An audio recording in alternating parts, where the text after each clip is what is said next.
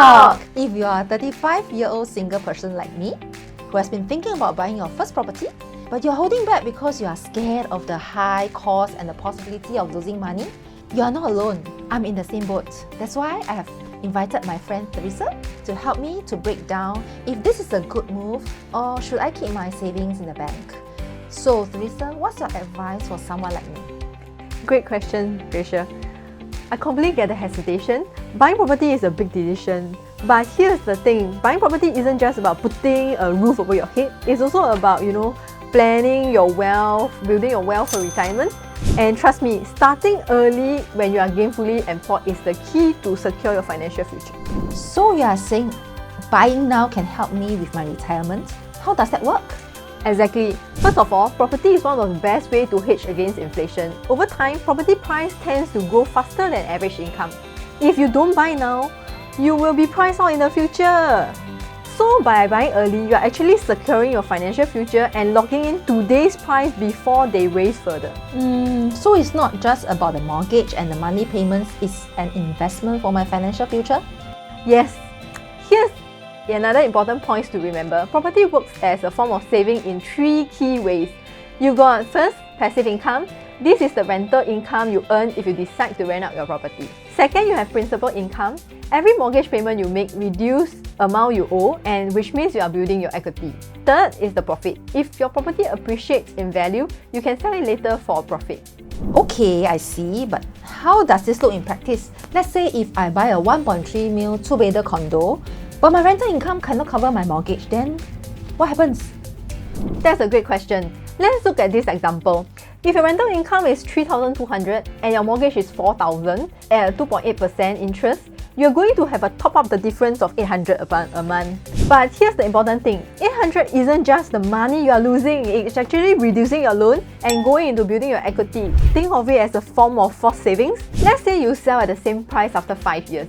After 5 years, you're actually building 62,000 in equity. That's about 17% return on your investment. And remember that the top-up is actually paid to your principal amount, which means you are saving in the long run. Even though it feels like the extra cost in the short term every month, as long as somebody is paying your interest, anything above that is your profit. It's a form of forced saving. So even if the rent doesn't cover the mortgage and I sell at the same purchase price, I still have an overall positive gain of 62,000?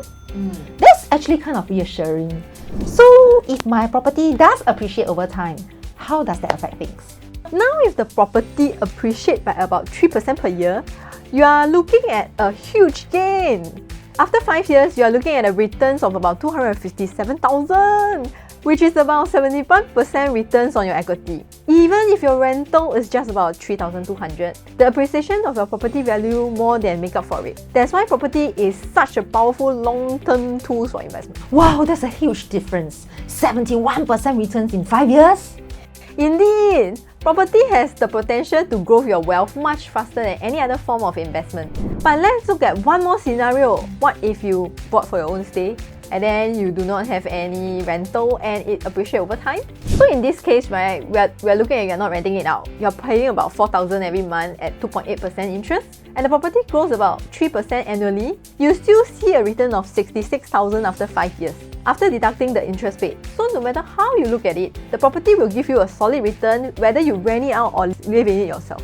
Okay, that really puts things into perspective. So no matter what, I'm not just paying for a place to stay, I'm building wealth, whether it's through building equity or potential profits if I sell. Yes, property is one of the best ways to secure your financial future. It's not just about surviving the mortgage payment, it's also about building your net worth, protecting yourself against inflation, and preparing yourself for a greater retirement. I'm feeling more confident about taking the plunge now. I was so scared of those monthly payments. It's like you're just throwing money into the sea and don't know where it's going to. But now I know that it's actually a form of forced savings and an investment. It makes me feel a lot less risky. I'm glad to hear that, Gracia. And for anyone else watching out there who will be feeling the same, you are not alone. Buying your first property is a big decision. But if you are in a good position and you think long term, it can be one of the best financial decisions you make. Thanks for tuning in, guys. If you're interested to find out more, feel free to drop us a text and we will share with you more on our strategies such as Save As You Earn program and trading CPF for cash. I'm Teresa. I'm Gracia. See you in our next Tech Talk. Bye!